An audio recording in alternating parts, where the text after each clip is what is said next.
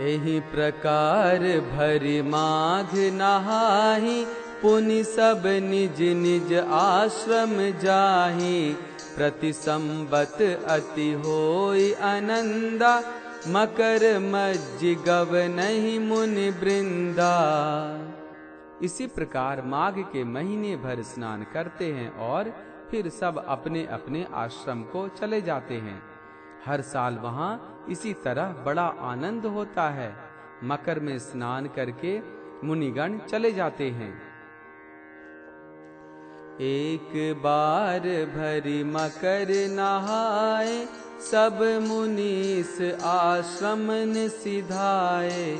जाग बलिक मुनि परम विवेकी, भरद्वाज राखे पद टेकी। एक बार पूरे मकर भर स्नान करके सब मुनीश्वर अपने अपने आश्रम को लौट गए। परम ज्ञानी याज्ञवल्क्य मुनि को चरण पकड़कर भरद्वाज जी ने रख लिया। सादर चरण सरोज पखारे, अति पुनीत आसन बैठारे। करि पूजा मुनि सुजसु बखानी, बोले अति पुनीत मृदुबानी। आदर पूर्वक उनके चरण कमल धोए और बड़े ही पवित्र आसन पर उन्हें बैठाया। पूजा करके मुनि याज्ञवल्क्य जी के सुयश का वर्णन किया और फिर अत्यंत पवित्र और कोमल वाणी से बोले, नाथ एक संशय बड़ मोरे, करगत वेद तत्व सब तोरे।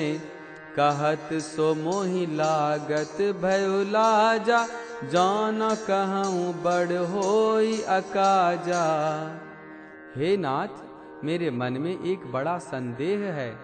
वेदों का तत्व सब आपकी मुट्ठी में है, अर्थात आप ही वेद का तत्व जानने वाले होने के कारण मेरा संदेह निवारण कर सकते हैं। पर उस संदेह को कहते हुए मुझे भय और लाज आती है। भय इसलिए कि कहीं आप यह ना समझें कि मेरी परीक्षा ले रहा है। लाज इसलिए कि इतनी आयु बीत गई, अब तक ज्ञान न हुआ, और यदि नहीं कहता तो बड़ी हानि होती, क्योंकि अज्ञानी बना रहता हूँ। संत कहें असि नीति प्रभु, श्रुति पुराण मुनि गाव। होई न बिमल विवेक उरा, गुर सन किए दुराव। हे प्रभु, संत लोग ऐसी नीति कहते हैं और वेद पुराण तथा मुनिजन भी यही बतलाते हैं कि गुरु के साथ छिपाव करने से हृदय में निर्मल ज्ञान नहीं होता है। अस विचारि प्रगटाऊं निज मोहु, हरहु नाथ करि जन पर छोहु। राम नाम कर अमित प्रभावा, संत पुराण उपनिषद गावा। यह सोचकर मैं अपना अज्ञान प्रकट करता हूँ। हे नाथ, सेवक पर कृपा करके इस अज्ञान का नाश कीजिए। संतों, पुराणों और उपनिषदों ने राम नाम के असीम प्रभाव का गान किया है। संतत जपत शंभु अविनाशी, शिव भगवान ज्ञान गुण राशि। आकर चारि जीव जग आहि, काशी मरत परम पद लहहि। कल्याण स्वरूप ज्ञान और गुणों की राशि अविनाशी भगवान शंभु निरंतर राम नाम का जप करते रहते हैं। संसार में 4 जाति के जीव हैं। काशी में मरने से सभी परम पद को प्राप्त करते हैं। सोपि राम महिमा मुनि राया, शिव उपदेश करत करिदाया। राम कवन प्रभु पूछऊं तोहि, कहिए बुझाए कृपा निधि मोहि। हे मुनिराज, वह भी राम नाम की ही महिमा है, क्योंकि शिव जी महाराज दया करके काशी में मरने वाले जीव को राम नाम का ही उपदेश करते हैं।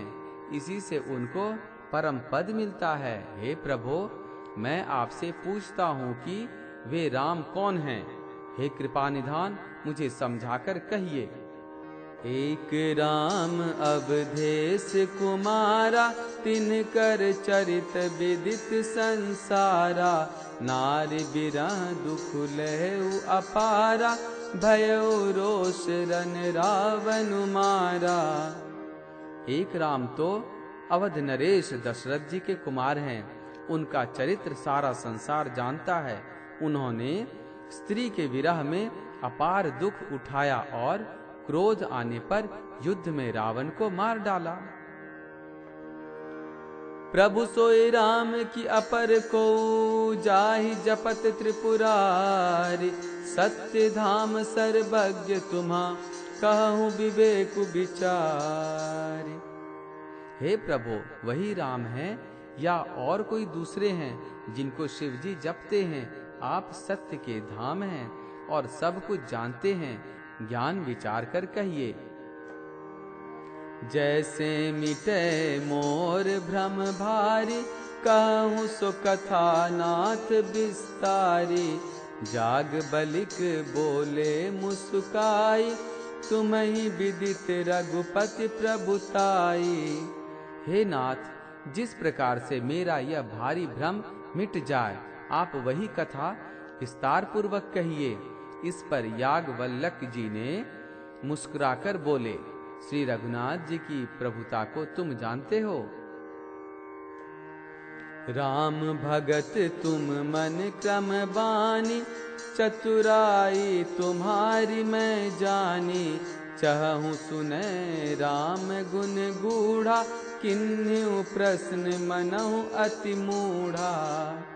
तुम मन वचन और कर्म से श्री राम जी के भक्त हो। तुम्हारी चतुराई को मैं जान गया। तुम श्री राम जी के रहस्यमय गुणों को सुनना चाहते हो, इसी से तुमने ऐसा प्रश्न किया है, मानो बड़े ही मूढ़ हो। तात सुनहु सादर मनु लाई, कहूँ राम कै कथा सुहाई। महामोह महेश विशाला, राम कथा कालिका कराला। हे तात, तुम आदर पूर्वक मन लगाकर सुनो।